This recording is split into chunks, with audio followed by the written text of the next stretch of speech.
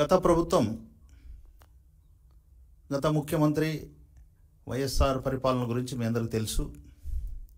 రాష్ట్రంలోని అన్ని రంగాలు ఏ విధంగా భ్రష్టు పట్టిపోయినాయి, ఏ విధంగా ఇబ్బంది పడే పరిస్థితి వచ్చింది మీ అందరికీ తెలుసు.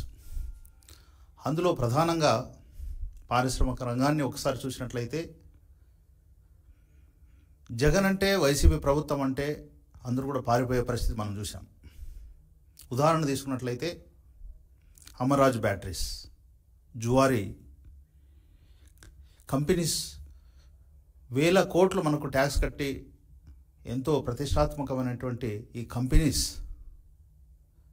జగన్ అంటే భయపడే పరిస్థితి, భయపడి పారిపోయినటువంటి పరిస్థితి. వాళ్ళే కాదు, గత 5 సంవత్సరాలుగా పారిశ్రామిక రంగం మొత్తం కుదేలైపోయి ఉద్యోగాలు లేక యువత అంతా కూడా ఏ రకంగా ఇబ్బంది పడుతున్న విషయం మీ అందరికీ తెలుసు.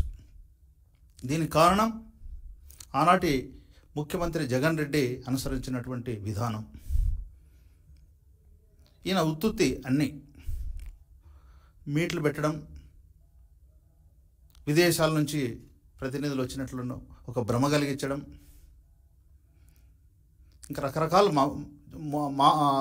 మోసాలు మాయలు అన్నీ చేశాడు.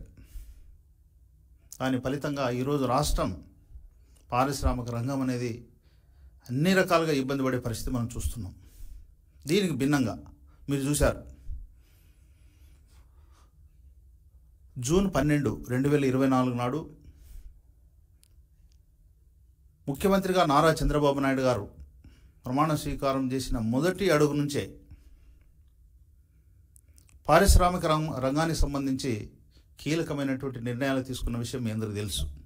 అందులో ప్రధానంగా ఈజ్ ఆఫ్ డూయింగ్ బిజినెస్ అని నుంచి స్పీడ్ ఆఫ్ డూయింగ్ బిజినెస్ అనే పాలసీకి అనుగుణంగా పరిగెత్తిస్తున్నాడు.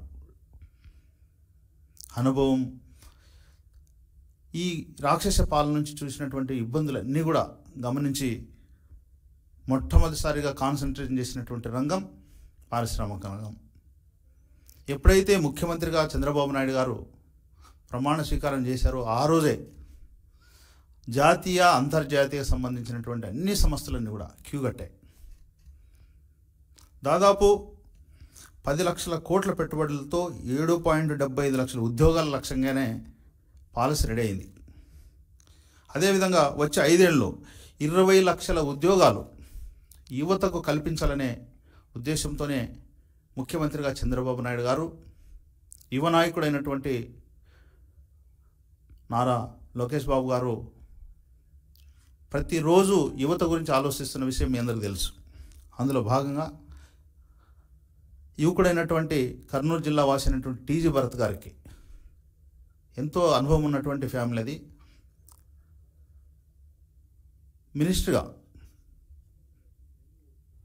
పరిశ్రమల శాఖ మంత్రిగా ఇచ్చి యువకుడిని కూడా ప్రోత్సహించారు. అంటే దాని సందేశం ఏంటంటే, యువతను మేము ప్రోత్సహిస్తున్నాం, యువతకు సంబంధించినటువంటి ఉద్యోగాలు, ఉపాధి రంగాలు కూడా కేటాయించబోతున్నాం అని చెప్పడానికి ఒక టీజీ భరత్ గారికి ఇచ్చి ఎంకరేజ్ చేసినటువంటి పరిస్థితి మనం చూస్తున్నాం.